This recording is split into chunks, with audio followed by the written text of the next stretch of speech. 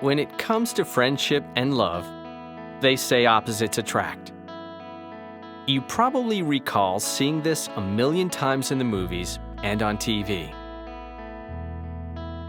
The good girl who keeps falling for the rebel.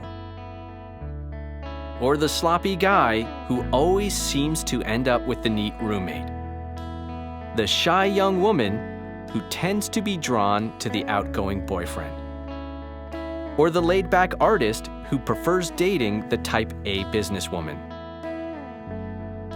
It makes for good movies. But in real life, do opposites really enjoy being together? And even more important, do they really bring the best out in each other and make for harmonious friendships, relationships, and marriages? The answer is no. Or usually not, according to the experts. Sometimes opposites really do attract. Social scientists say that we sometimes admire people who complement us, who have skills or traits that we lack.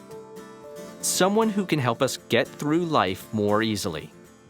But more often, in friendships and in love relationships, we look for someone who is just like us. We need to date people who share our values, our outlook on life, and our experiences. On online dating sites, for example, people often say they expect to date someone who is their opposite. But studies show that the people they decide to go out with usually have personalities that are very similar to their own. But what if you begin dating someone and then realize they're really opposite from you? Should you give it up? Or can that relationship work? Social scientists might suggest rethinking that relationship, because all those differences that attracted you at first will likely cause you to clash and drift apart later on. But before you consider saying goodbye to your boyfriend or girlfriend, this may cheer you up. When it comes to opposites, there's a big difference between attitudes and personality. People can have opposite attitudes about many things, from big things like religion or politics to little things like movies and wall colors, and still continue to have a great relationship. But people who have opposite personalities?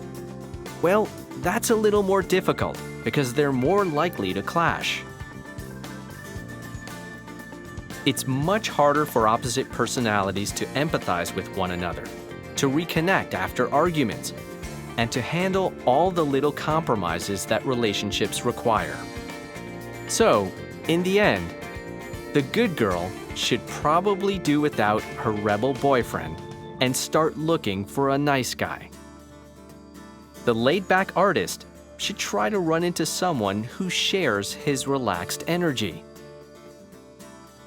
And that shy young woman, she may want to be on the lookout for an equally shy young man.